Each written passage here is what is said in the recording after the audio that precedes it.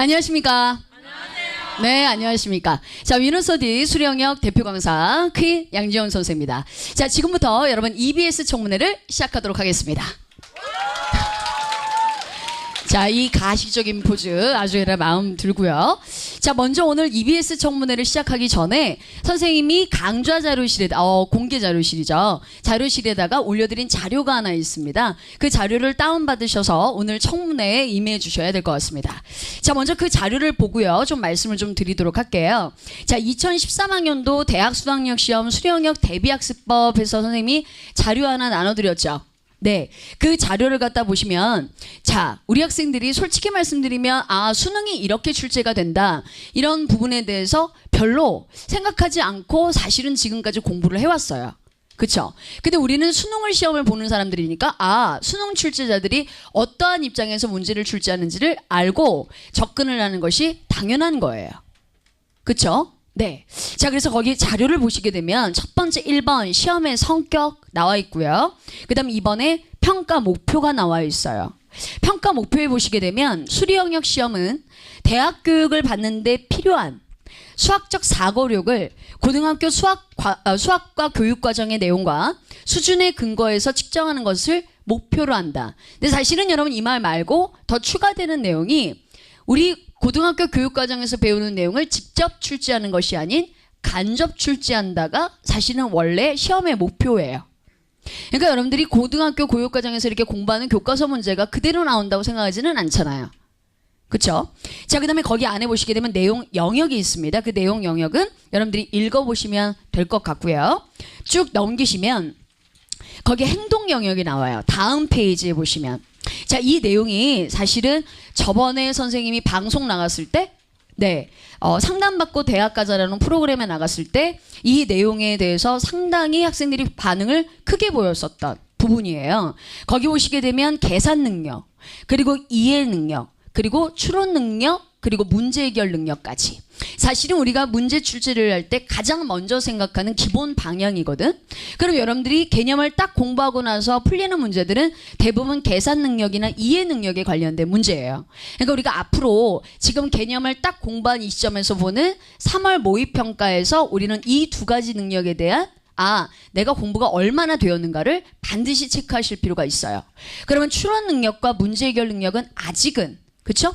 개념을 배운 이 시점에서는 좀 체크하기가 좀 어렵다.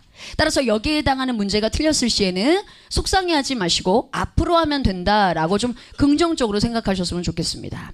자, 그래서 세 번째 방법으로 넘어가시면 학습 방법이 한국교육과정평가원에서 제시하는 학습 방법이 있습니다. 그리고 거기 밑에 있는 예시문항 있니 없니? 있죠. 이 예시문항도 선생님이 만든 문항이 아니에요.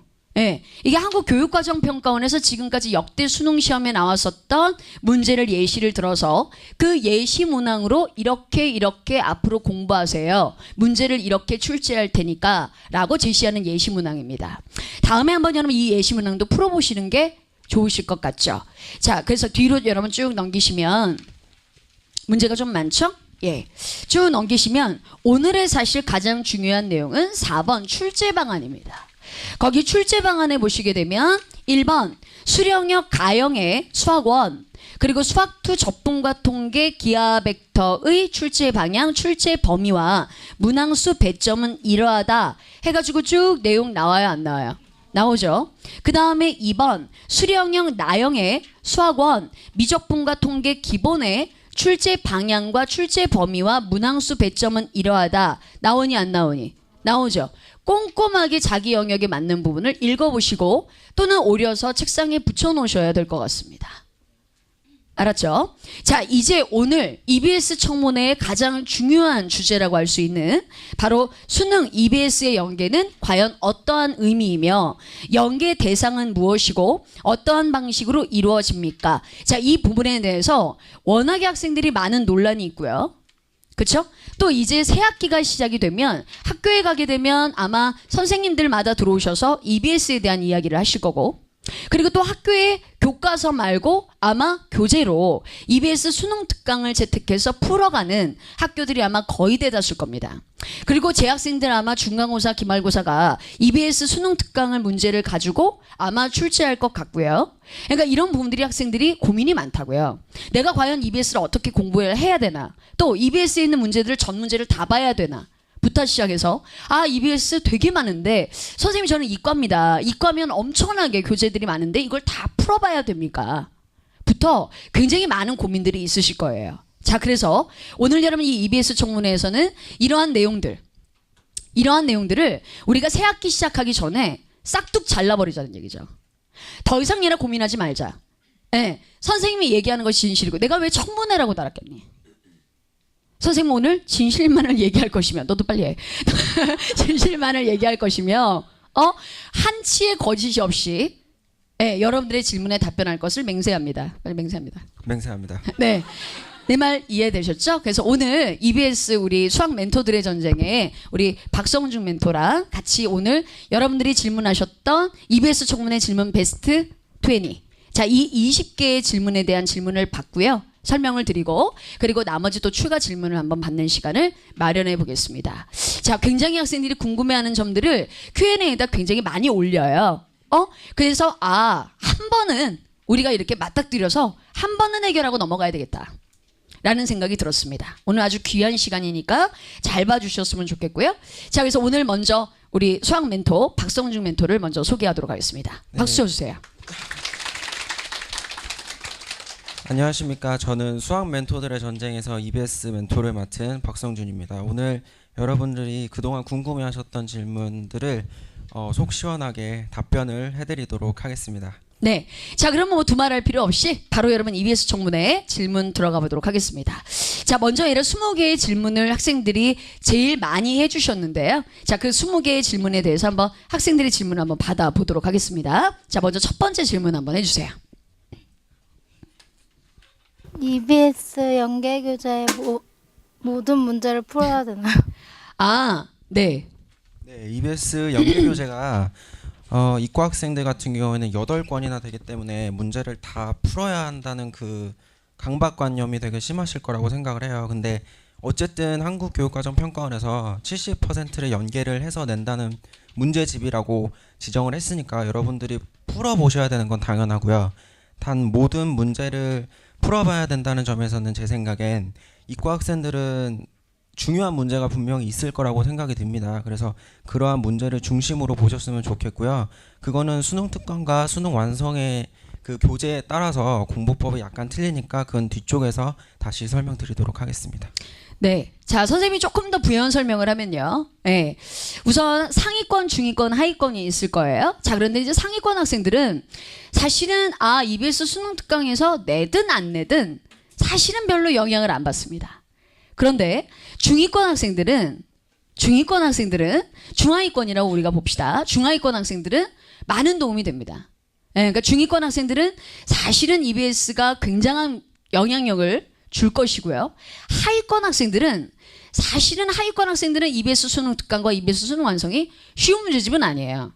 문제를 풀어보시면 쉬운 문제집이 아니기 때문에 아마 이렇게 계속 답지를 보는 현상이 벌어질 겁니다.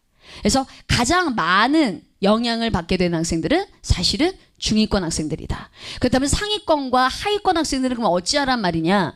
그렇다면 모든 문제를 다 풀 생각을 하지 마시고요. 너무 욕심내지 말고 EBS 수능 특강의 만약에 예를 EBS 그 수능 특강이 얼마죠?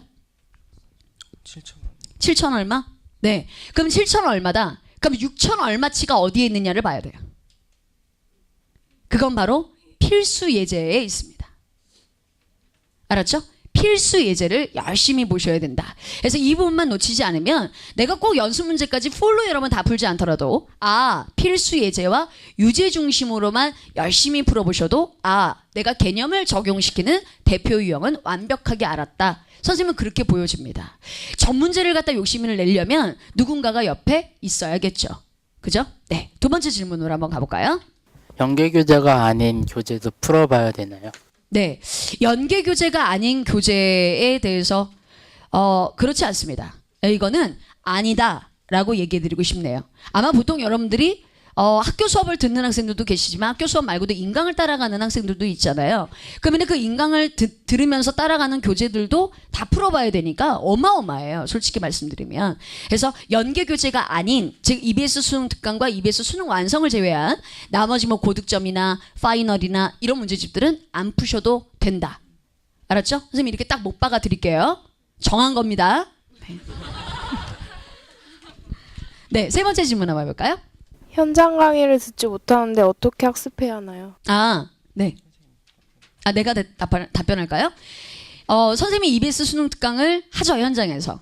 그쵸? 현장에서 합니다. 근데 이제 Q&A 올라오는 질문들을 보면 되게 안타까운 질문들이 많아요. 선생님, 제가요, 너무 멀어서 올 수가 없는데, 제가 부산인데, 어떡하나요? 그래서 걱정이 태산 같은 학생들이 많아요. 그러니까 이런 학생들은 아마 분명히 학교에서 나갈 겁니다. 그럼 학교 수업을 충실히 이용하셨으면 좋겠어요. 알겠죠? 그리고 그 외에 선생님한테 개인적으로 가서 더 추가적으로 질문하고 내가 모르는 문제가 나왔을 때 선생님하고 수업 시간에 배웠었던 내용들을 어떻게 적용해야 될지 이런 부분들을 자꾸 연관시켜서 공부한다면 굳이 이렇게 현장에 와서 수업을 듣는 게 좋긴 하지만 듣지 않더라도 너무 불안해하실 필요는 없겠습니다. 알겠죠? 네. 네 번째 질문. 수능 특강, 수능 완성 다 풀어주시나요? 네. 일단은 선생님이 강의를 하시는 수능 특강과 수능 완성은 일단 지금 예정 중인 게 수학 원과 미적분과 통계 기본 해서 각각 2권씩 4권이 현장에서 지금 2달씩 진행이 될 예정이고요. 그다음에 이과 학생들이 기하 벡터도 풀어주시나요? 라는 질문을 굉장히 많이 하셨는데 선생님이 올 초에 입시 콘서트 때 하신 얘기로는 이과는 기하 벡터를 봐야 한다. 왜냐하면 공간 도형이나 공간 좌표에서 많은 도형이나 그래프들이 나오는 게 사실이니까 이과 학생들이 기하 벡터를 봐야 되기 때문에 선생님이 현장에서 강의를 계획 중에 계시다 이렇게 말씀을 하셨고 아마 선생님도 지금 계획 중에 있으신 것 같으니까 그렇게 알고 있으시면 되겠습니다. 네, 내가 만약에 안 하면 멘토가 뭐라고 하겠죠. 그죠? 왜 안 해요? 이렇게 하겠죠. 예. 그다음 질문 한번 받아볼까요? 언제 풀어야 좋을까요? EBS를 언제 풀어야 좋냐? 지금이요. 네. 자, 지금 여러분 EBS 수능 특강이 나온 지가 지금 채 한 달이 안 됐습니다. 그러니까 지금이 딱 적기입니다. 알았죠? 더 늦게 되면 아마 양이 많아서 감당이 안 되실 겁니다. 모든 게 다 시기가 중요한 거예요. 그러니까 수학계도 예를 들어서 조금 늦게 커리를 탄 학생들이 고민이 많아요. 내가 언제 수학계하고 언제 또 유별난을 하나. 그쵸? 고민이 많아서 항상 여러분 시기가 가장 중요하다. 우리한테 남은 개월 수가 얼마 없습니다. 그러니까 더 이상 미루지 마시고 그러니까 지금부터 시작을 해야 한 번 더 복습을 할 수 있습니다. 알았지? 복습을 안 하면 어떻게 나왔는지 알 수 없습니다. 그러니까 한 번 문제를 풀고 복습하는 시간을 가지려면 지금이 적기다. 이런 얘기를 해드리고 싶어요. 네. 70% 연계라고 하니 문제를 외워야 될까요? 문제를 외울 필요 없습니다. 왜냐하면 제가 작년에 풀어본 결과 문제가 외워지지도 않을 뿐더러 숫자만 바꿔서 나와도 처음 보는 문제 같은 느낌이 들기 때문에 일단 문제를 외울 수는 없고요. 언어나 외국어 같은 경우는 지문이 그대로 이용이 돼서 작년 같은 경우에도 많은 학생들이 질문을 외워서 시험을 봤던 걸로 기억이 되는데 보셔서 아시는 분들도 계시겠지만 언어나 외국어가 EBS에서 나오는 지문이 그렇게 어렵지 않았어요. 그만큼 수학도 아마 EBS에서 70% 연계를 된다고 했으니 아마 고난이도 문제 같은 경우가 나오지는 않을 것입니다. 다 필수 예제나 아니면 진짜 기본적인 문제들로만 내야지 그 30%의 그 변별력을 맞출 수 있기 때문에 문제를 외우실 필요가 없고요. 선생님이 중요하다고 하신 문제가 분명히 있을 겁니다. 그 문제를 위주로 한 복습을 더 여러 번 하셔서 그 몸에 익히는 게 더 중요할 것 같다고 생각이 듭니다. 기가 막힌 답변이네요. 그 다음 질문. 학교에서 진행하는 수업으로 충분할까요? 학교에서 진행하는 수업으로 충분하냐? 그러니까 이래서 현장에서 EBS 수업을 못 듣는 학생의 질문일 수 있겠죠. 이 학교의 이제 진행 방식이 이제 조금 문제인데, 그래서 대다수의 아마 학교에서는 이렇게 진행을 할 거예요. 몇 페이지부터 몇 페이지까지 풀어와라. 그리고 모르는 문제를 질문을 받는. 그런 형식으로 보통 선생님들이 수업들을 많이 하십니다. 그때 적극적으로 질문하셔야 됩니다. 그리고 만일 내가 정말 중요한 유형이라고 생각하는데 선생님이 안 풀어주신다. 그러면 개인적으로 가서라도 반드시 물어보셔야 됩니다. 알았죠? 그래서 그냥 한 선생님이 아니라 어떻게 하면 저 선생님을 내 과외 선생님으로 만들어내느냐. 알았죠? 그 생각만 안 잊어버리시면 그냥 수업에서 그냥 방관자 입장에서 보게 되는 게 아니라 이 수업은 내 수업이다 라는 개념만 갖고 계시면 돼요. 알았죠? 네. EBS 현장 강의는 어떤 방식으로 진행되나요? 일단은 올해는 작년과 틀리게 3월부터 지금 바로 다다음 주부터 개강을 시작을 하잖아요. 그래서 우리 그 멘토가 선생님 EBS 수업을 다 들었었습니다. 작년에. 알겠죠? 왜 떨어? 근데 우리 아마 선생님 수업의 EBS 특징이 무엇인지 좀 얘기를 해주면 애들이 더 이해가 잘 될 것 같아요. 일단은 작년 같은 경우에는 좀 늦게 시작을 하셔서 아무래도 전 문제를 다 풀어주시진 못하셨어요. 근데 올해 같은 경우에는 지금 선생님이 전 문제를 다 풀어주신다는 계획으로 강의를 내가 어떤 문제를 풀어줬죠? 일단 수능 특강 같은 경우에는 필수 유제나 예제를 전 문제를 다 풀어주셨고요. 연습 문제 같은 경우도 대부분 풀어주셨어요. 그리고 중요한 문제, 뭐 신유형이나 뭐 작년 같은 경우에는 배터리가 3개가 있다는 문제라든가 뭐 그런 문제를 중심으로, 왜냐면 그런 문제가 뒤에 답지가 별로인 경우가 참 많아요. 쓸데없이 풀이도 길고. 그 풀이를 내가 어떻게 했죠? 선생님 강의를 들으셔서 아시겠지만 풀이가 굉장히 처음 듣는 학생들도 괜히 되게 특이하다, 신선하다 이런 느낌을 굉장히 많이 받으신 것 같은데, 네 맞아요.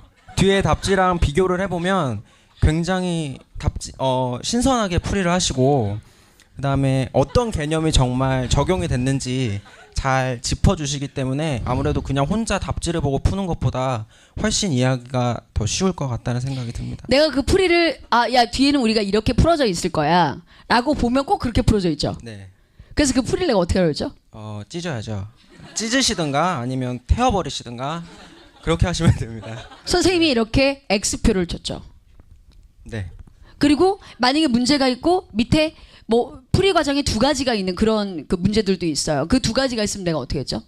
별에. 그렇죠. 별에. 별에라고 나온 그렇죠. 문제를. 별에라고 나오는 그런 풀이가 있으면 그 중에서 야 이건 별에가 아니. 이 별에라는 얘기는 이 풀이가 원래 메인이고 이게 별에인데 별에가 메인이 되는 경우들이 있거든요. 그래서 그런 경우들을 선생님 내가 짚었죠. 네. 짚었죠. 네. 그리고 별표를 친 문제들. 작년에 내가 EBS 찍기 했잖아. 네. 근데 찍기를 했을 때 학생들이 그 밑에 댓글로 뭐라고 올렸냐면 안 나오기만 해봐라. 그리고 지는 별표를 치는 거죠. 그쵸? 근데 이 문제들을 선생님이 별표를 치는 기준이 뭐였죠? 가장 개념과 직결되는 문제가 위주입니다. 왜냐하면 바로 아무래도 그거예요. 스킬 위주는 한계가 있기 때문에 개념이 오롯이 적용이 되는 문제를 중심으로 별표를 쳐주셨습니다. 내가 막 이렇게 변형된 문제 별표 쳤어요? 안 쳤어요? 안 치고 나온다고. 아예 안 나온다고 파버리라고. 네. 이런 방식으로 진행이 됩니다. 이해가 완전 되셨죠? 네. 그래서 아이들이 꼭 선생님하고 EBS 수업을 듣고 나면 뒤에 막 답지에 X표 쳐 있고 막 그래요. 네. 그리고 뒤에 답지를 좀 멀리하게 되고 이건 썩었다 이런 생각을 하게 되죠. 다시 얘기하면 중요한, 아까 전에 우리가 시험 목표를 얘기했지만 사고력, 이게 가장 중요하거든요. 어떻게 개념을 소화했느냐에 따라서 풀이 과정은 달라질 수 있다. 그 다음 질문해 보세요. 선생님 유별난 문제 풀이만으로 충분한가요? 제가요? EBS 유별난 문제풀이만으로 가능합니다.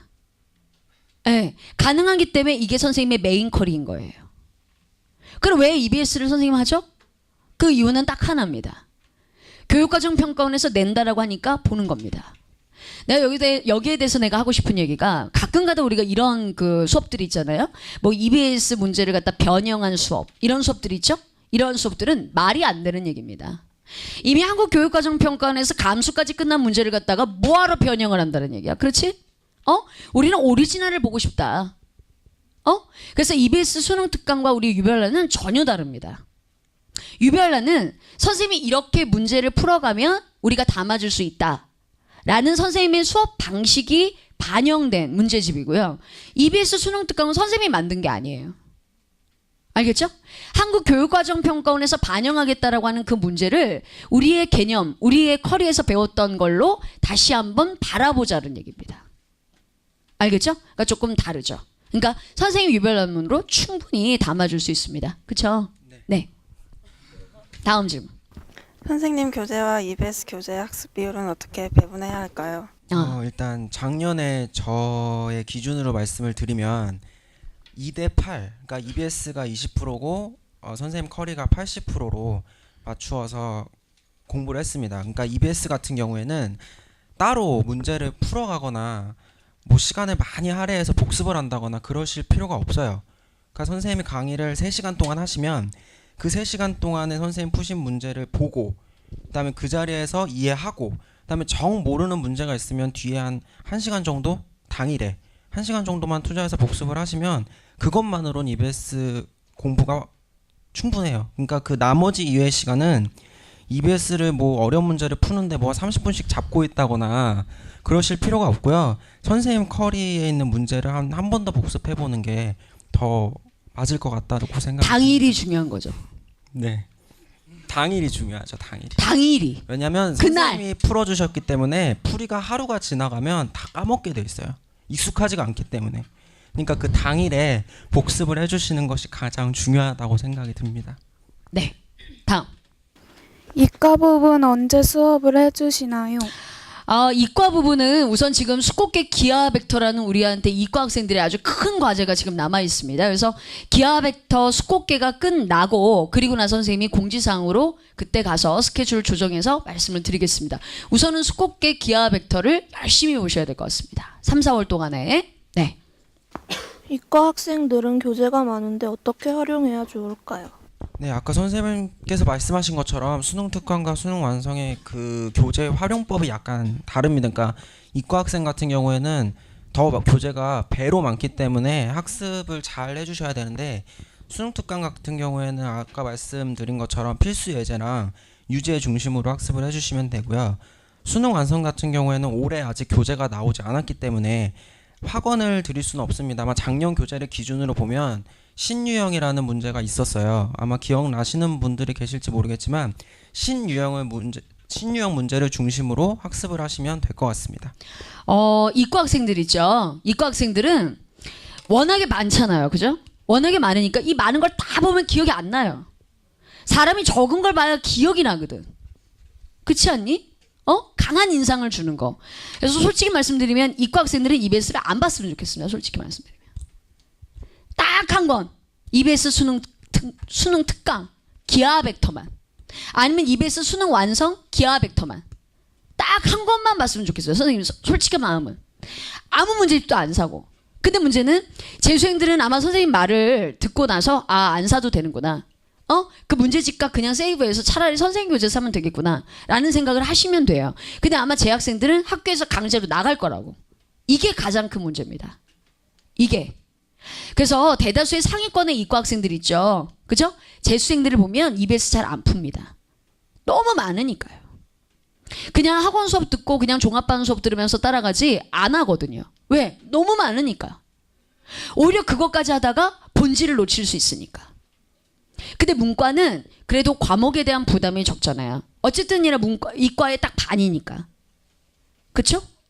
그러니까 하자는 얘기지 이과 학생은 오히려 좀 안 했으면 좋겠습니다. 그래서 우리가 수학 1까지만 수학 1까지만 지금 따라가는 학생들은 따라가시고요. 그 외에는 나중에 기하 벡터에서만 한 번 더 보지 아예 안 샀으면 좋겠어요. 사지도 마라 그냥. 알았죠? 왜냐면 사만 풀어야 되니까.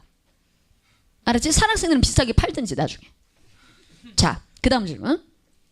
이과생들은 3월 모의고사 후 어떤 단원부터 EBS를 풀어야 하나요?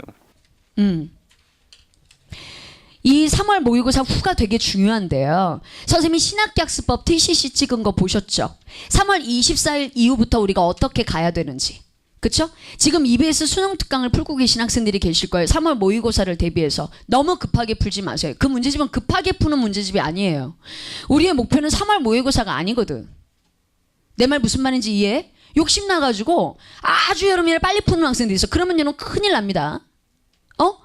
EBS 수능 특강은 수능을 위해서 보는 문제집입니다. 3월 모의고사 후에 어떤 단원부터 EBS를 풀어야 되나? 차라리 선생님 마음은 지금 우리 EBS 현장 강의도 3월 모의고사 이후로 잡혀 있잖아요. 그죠? 거의 대다수의 수업들이. 그러니까 우선은 놔뒀다가 지금은 우선 내가 겨울방학 동안에 공부했던 개념 열심히 복습해서 그걸 가지고 3월 모의평가 잘 보시고요. 그리고 찬찬히 수능을 위해서 EBS를 천천히 보시면 됩니다. 보는 방법은 보통 아이들이 EBS 수학원을 다 풀고 나서 그 다음에 미적분을 하죠. 그쵸? 상관없습니다. 왜? 이 전체 문제를 다시 한번 보는 게 중요하지. 어떤 일을 모의고사를 대비해서 EBS를 풀어야 된다. 아무리 적중을 시켜도 6월 전까지만 풀면 됩니다. EBS 수능 특강은. 알았죠? 절대로 급하게 풀지 마세요. 네. 이과 수리 과목 중 가장 중요한 과목은 무엇인가요? 제 생각인데 저는 기하 벡터라고 생각을 하거든요. 네, 그럼 됐어요. 기하 벡터입니다. 기하 벡터. 순수 이과 부분. 문이과 공통 영역보다도 순수 이과 부분. 여기가 중요합니다. 알았죠? 네. 요즘에 가영하고 나영의 추세가 가영은 진짜 이과 냄새가 팍 납니다. 이과답게 공부하는 거. 그게 고득점의 비결이에요. 그다음. 기출 문제는 어떻게 학습해야 하나요? 이 기출 문제는 어떻게 학습하나요가 12월부터 참 많이 올라온 질문이었고 그리고 네. 많은 학생들이 자이스토리 때문에 자이스토리를 사놨는데 이걸 어떻게 해야 되나 버리지도 못하겠고 근데 과감히 말씀을 드리면 그냥 버리시면 됩니다. 버리시면 되고요. 네. 기출 문제는 정말 말 그대로 정제되어 있는 문제이기 때문에 아직 개념이 확실치 않은 상태에서 문제에 손을 대면 참 아까운 문제이기도 해요. 그래서 숙고개, 유별난 다 들으시고 그다음에 6월 아니면 여름방학부터 하셔도 좋습니다. 여름방학부터 기출문제를 보시면 되는데 그때 자이스토리를 볼 것이냐가 아니라 선생님 기출의 재구성 강의가 자이스토리 교재의 거의 한 25% 정도밖에 안 돼요. 두께가. 왜냐하면 나올 문제가 있기 때문이죠. 왜냐하면 자이스토리 같은 경우에는 94년도부터 있는데 우리가 태어나지도 않았던 때 봤던 문제를 볼 필요가 없잖아요. 그러니까 올해 4년도에 수능에 태어나지 않았니? 94년도에 나셨군요. 네. 하여튼 한 살 때 봤던 수능 문제를 볼 필요가 없으니까 한 살이? 최소한 한 한 살도 태어난 거지. 5개년 정도면 충분하기 때문에 기다리셨다가 선생님 기출의 재구성 개강하시면 그때부터 들어도 충분하다고 생각이 듭니다. 꼭 선생님 수업 홍보하는 것 같아서 내가 한마디를 갖다 붙이자면 기출 문제는 완전히 힘이 내공이 쌓였다라는 생각이 들었을 때 손을 대야 돼요. 어설프게 되게 되면 나중에 답만 기억납니다. 알았죠? 양이 중요한 것이 아니라 내가 그 기출 문제를 어떠한 출제자의 시각을 가지고 이 문제를 풀어보느냐가 중요해요. 그럼 뭐가 힘이 있어야 될 거 아니야. 이 문제를 볼 수 있는 힘이 있어야 될 거 아니야. 이 문제의 풀이 과정, 답이 중요해? 아니요. 왜? 그 문제는 말 그대로 기출 문제야. 또 안 나와. 그럼 이 문제가 만약에 이번 수능에 나온다면 어떻게 나올 것인가? 이거를 볼 수 있는 관점과 시각이 있는 상태에서 그 문제를 풀어보는 게 의미가 있지. 기출 문제를 그냥 많이 풀었다. 그래서 네이버 지식인 치면 말이죠. 나 기출 문제 얼마나 많이 풀어가지고 성적 올랐다. 이런 아이들이 있어요. 걔네 찾아와 봐줘. 그거 아니에요. 선생님이 내가 어떤 기출문제집을 내가 특정 지어서 내가 얘기하기는 싫고 보통 기출문제집들을 보면 뒤에 답지가 아주 환상적이에요. 뒤에 답지가 아주 환상적이라고. 그 얘기가 무슨 얘기야? 아이들이 답지를 많이 본다는 얘기야. 답지를 많이 보니까 작게 좋게 되어 있고 막 색인으로 되어 있고 색깔로 되어 있고 빨리 찾아. 얼마나 아이들을 무시하면요. 얼마나 아이들이 답지를 소중히 여기면 그렇게 답지를 환상적으로 만듭니까? 문제집은 말 그대로 답지 없이도 혼자서 이 문제를 풀고 답만 맞춰야 돼요. 그렇지 않아? 벌써 이게 모순인 거죠. 모순인 거예요. 차라리 문제 밑에 답 놓는 게 낫죠. 그렇죠? 답을 외워야 되는 거지 그러면. 아니 시험에 나오지도 않을 문제를 94년도에 나왔던 문제를 이번에 왜 봐야 되는데. 보는 이유가 있을 거예요. 그리고 거기에 있는 문제들 중에서는 다 볼 필요가 없어요. 알았죠? 예. 정말 얘라 고난이도 이런 거 이미 트렌드가 바뀐 이런 문제들은 안 봐도 된다고. 근데 그것들을 얘가 골라낼 수 있는 힘이 여러분들은 없거든요. 있으면 다 풀어야 된다고 생각한다고. 너희 배부르면 다 먹어? 뷔페 가서? 너희 뷔페 가가지고 50종의 여러분 음식 있으면 다 먹어? 장아찌까지? 아니잖아. 너희 먹는 게 따로 있잖아. 어떤 게 맛있는지 알잖아. 그것만 먹지? 바로 그거야. 어? 네, 다음 질문이요. 새로운 문제 풀기와 봤던 문제 반복 풀기 중 어떤 봤던 문제 반복 풀기가 가장 좋습니다. 네, 이거는 100%입니다. 몇 번 이상? 6번 이상. 선생님 6번을 풀면 제가 원숭이 같아요. 제가 그냥 외워서 푸는 건지 알 수가 없어요. 외워서 풀면 어떤데 그게? 그래서 외워서 푸는 것 같으면 어떤 건데 그게? 그 모호한 여러분 종이 한 장의 의미를 너희가 알아? 어? 너희가 외워서 안 풀고 안 풀리는 풀리는 게 뭐 있어 너희가? 다 외워서 푸는 거지. 어? 이해를 바탕으로 한 암기. 학습의 가장 큰 기본은 암기예요. 기억을 얼마나 오래 하느냐. 내가 선생님이 전문가야. 그런데 머릿속에 암기하지 않고 어떻게 강의를 하니? 암기는 내 이해의 최종 목적지예요. 6번을 풀게 되면 내가 보지 못했던 조건들까지도 보게 돼. 근데 어떻게 네가 천재냐? 보통 아이들은 이렇게 합니다. 예습할 때 딱 한 번 풀고요. 수업 들을 때 한 번 지는 이거 푼다고 생각해. 내가 푸는 건데. 그리고 집에 가서 한 번 풀고 끝이야. 그러니까 지가 손대고 푼 건 딱 2번밖에 안 되는 거야. 막 뒤로 넘겨서도 풀어보고 아무 페이지나 풀어보고 그래 본 적은 없는 거야. 왜 문제집을 항상 페이지 수대로 넘겨야 된다고 생각을 하는 거지? 뜬금없이 48페이지에 5번 풀어봐. 그러면 풀리냐고. 그 정도까지는 안 봤잖아. 선생님 옛날에 고등학교 때는 학원 선생님이 장난으로 이 문제가 야 진영아 이거 이 문제 몇 페이지에 있니? 그거요 50페이지에 필수 예제 문제였는데요. 이 정도였어요. 장난으로 그렇게 했었다고 맨날 내가 앞에 앉아 있으면.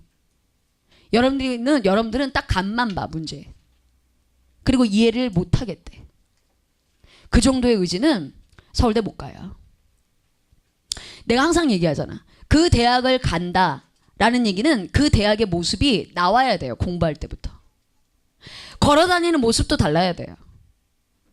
아니 스카이를 다니는 애가 스카이를 갈 애가 그렇게 공부를 하겠습니까? 어떤 아이도 신뢰를 못 할 거예요. 그 아이를. 자율학습하는데 서울대 갈 아이가 엎어져서 자겠니? 침 질질 흘리고? 다른 친구랑 수다 떨고 있겠어? 벌써 모습부터가 아니라는 얘기죠. 여러분 선생님 봤을 때 공부 잘해 보여요? 안 잘해 보여요? 바로 그거예요. 여러분한테서 그런 냄새가 나야 돼요. 누가 봐도 쟤는 어느 대학에 갈 것 같다라는 예상이 들어야 돼. 내가 무당이 아니라도. 여러분한테서는 그런 포스가 안 느껴진다는 거예요. 알았죠? 항상 의식하세요. 누가 나를 보고 있을 것이다. 선생님은 그랬거든요. 내가 걸을 때도 누가 나를 보겠지. 보고 있겠지. 라고 걸어요. 솔직히 얘기하면. 의식하는 거죠 항상. 이게 중요해. 몇 번? 아까 성준이가 그랬지. 뭐라고? 두말 안 하고 새로운 문제 푸는 것보다 뭐가? 이게 중요합니다. 또 정시로 갈 건데 논술 준비는 하지 않아도 되나요? 작년에 정시랑 수시를 2개 다 봐서 시험을 봤던 사람으로서 말씀을 드리면 정시로 갈 건데 논술 준비를 안 해도 되나요는 맞는 말이죠. 왜냐하면 정시는 서울대 아니면 논술을 보지 않으니까요. 근데 우리가 정시를 볼 때 어떤 변수가 일어날지 모르기 때문에 수시를 보는 거죠. 그렇죠? 그래서 수능 시험 보기 전에 막 논술 시험 보러 다니고 그러는 이유가 정시에서 어떻게 될지 모르기 때문에 수시 준비를 하는 거예요, 사실. 그래서 저 같은 경우에도 아무리 모의고사 점수가 잘 나왔더라도 이게 수능이 아니잖아요. 6월을 보던 9월을 보던 어차피 수능을 가봐야 알기 때문에 내가 그걸 모르니까 그거를 대비하기 위해서 6월 모의고사가 끝나고부터는 논술 준비를 사실은 했어요. 근데 설령 논술 시험을 봐서 합격한 학생이더라도 다 최저학력 기준 넘어야 된다는 거 알고 계시죠? 그리고 요새 최저학력 기준이 점점 높아지고 있는 것 같아요, 보니까. 그러니까 어쨌든 수시든 정시든 수능이 가장 중요하고 논술 준비는 하실 거면 6월 모의고사까지는 점수가 나오는 거 보시고 하셨으면 좋겠어요. 환상적입니다. 네. 네, 저는 수시만 준비하려고 하는데 꼭 EBS 교재를 풀어야 되나요? 수시도 준비했다고 말씀드렸죠. EBS는 어차피 수시를 글쎄요, 수시만을 본다는 소리가 입학사정관제로 들어간다는 건지 아니면 정말 논술만 보고 들어간다는 건지 알 수가 없지만 어쨌든 수능을 보셔야 하잖아요. 수능 안 보실 거 아니기 때문에 수능을 보신다면 아까 말씀드린 것처럼 EBS 교재 학습하는 방법 똑같이 따라 하시는 게 좋을 것 같습니다. 어떠한 변수가 생길지 몰라. 사람 인생이라는 것은 나중에 수시만 준비했다가 정시로 가는 애도 있어. 또 정시로 얘를 준비했던 애가 수시로 가는 애가 있어. 어떻게 지 인생을 갖다 이렇게 딱 결정이니? 100 전체 전형 100을 두고 나는 이 100 중에 어떤 게 얻어 걸릴지 모르는 거야. 벌써 이렇게 딱 규정을 하면 대학 가는 폭이 좁아져요. 경쟁률이 올라가겠죠. 사상 초유의 경쟁률 나오는 거 그런 거 못 봐? 다 열어놓고 공부하세요. 선생님 봤을 때는 그건 변명밖에 안 보여요. 나 수능 공부하기 싫으니까 수시로 갈 거다. 나 모의고사 점수 안 나오니까 나 수시로 갈 거다. 그런 변명이 어디 있어요? 그쵸? 왜 내가 모의고사 점수가 안 나오나? 그걸 고민해야지. 그쵸? 뭔가 앞뒤가 바뀐 거예요. 선생님 얘기가 무슨 얘기인지 아시겠죠? 예. EBS 연계는 EBS 강의에서 된다는 게 사실인가요? 아니에요. 한번 잘 생각해 보세요. 한국교육과정평가원에서 출제위원들이 그럼 EBS 강의를 다 봐야 돼요. 그 선생님들이 어떻게 강의하는지를 다 봐야 된다고. 그래 안 그래? 그럴 리가 없죠. 그분 그렇게 한가하신 분들이 아니에요. 그러면 어떤 방법이 또 있느냐? EBS를 강의하는 선생님들이 나 수업 시간에 뭐뭐뭐 강조했어요. 그러니까 이거 내주세요. 이거는 대한민국이 들고 일어나야 되는 일입니다. 이거는. 말이 안 되는 얘기입니다. 알았죠? 그러니까 교재 중심으로만 보시기 바랍니다. 알았지? 네. 앞으로의 EBS 현장 강의 계획이 어떠하신가요? 일단 다음 주죠. 3월 10일 날 토요일 날 수1이 개강을 하고요. 그리고 2개월 단위로 끊어져서 지금 계획에 있으니까요. 혹시 추후에 일정이 변동되거나 뭐 기화 벡터가 개강을 하게 되면 추후에 공지사항이 올라갈 거니까 그때 참고하시면 될 것 같습니다. 네. 자, 이렇게 해서 우리가 EBS 청문회 우리가 여러분들이 아까 전에 질문지 돌렸을 때 하셨던 얘기들 중에 베스트 20가지를 뽑아서 우리가 한번 쭉 답변을 선생님이 했습니다. 우리 멘토와 함께. 여러분들 어떻게 들으셨습니까? 조금 고민이 해결이 되셨어요? 네. 오늘 이후로 고민하면 안 됩니다. 그래서 선생님이 마지막으로 내가 말씀을 드리면 우리 변명하지 맙시다. 알았죠? 내가 공부하기 싫은데 이것저것 공부하기 싫어서 얘기하는 것들이 아이들이 가끔 있어요. 내가 Q&A에 보면. 만약에 선생님 얼굴을 대고도 그런 얘기를 할 수 있느냐. 그 시간에 뭐 해서 책상에 앉아서 공부하는 게 진리인 거야. 알았지? 만약에 여러분들이 지금 여러분들의 성적을 뒤에 엎어서 좋은 대학을 만약에 가게 된다면 아마 여러분 머릿속에는 아주 굉장한 추억이 하나 쌓일 겁니다. 그리고 누군가에게 여러분 후배들이 여러분에게 어떻게 해서 그렇게 성적이 폭발적으로 상승했습니까? 라고 물으면 할 얘기거리들이 굉장히 많아야 돼요. 나는 얘기할 거리가 없다. 라는 얘기는 평범했다는 얘기입니다. 나는 우리 학생들이 일반인이 되지 않았으면 좋겠어요. 어떤 공신도 나 어떤 공신 따라했어요 라는 아이는 없어요. 다 제가 어떻게 했어요. 제가 이렇게 해서 성적이 좋아졌어요 라고 얘기를 하는 거 보셨죠? 바로 그 공신이 여러분이 돼야 됩니다. 선생님도 여러분들을 잘 모를 거예요. 본인한테 제일 잘 맞는 아마 공부 방법이 있을 겁니다. 그 공부 방법으로 8개월 그냥 죽었다 생각하고 열심히 하시면 아마 지금 여러분들의 모습보다 훨씬 더 발전된 모습이 있을 거라고 생각이 들어요. 알았죠? 자, 오늘 이렇게 해서 EBS 청문회를 마치고요. 오늘 자료 나눠드렸죠? 그쵸? 이 자료 열심히 봐야 돼, 안 봐야 돼? 꼼꼼하게 보셨으면 좋겠습니다. 자, 오늘 멘토 어때? 마음에 드셨어요? 너무 마음에 드셨죠? 네, 중간에라도 우리 멘토한테 많은 질문 해주시기 부탁드리겠고요. 자, 선생님은 수학만 모의고사 해설 강의로 찾아올 겁니다. 알았죠? 그리고 나서 3월 14일 3월 대망의 모의평가가 끝나고 나면 또 해설 강의로 찾아뵙겠네요. 자, 여러분 지금까지 너무 수고하셨습니다. 감사합니다.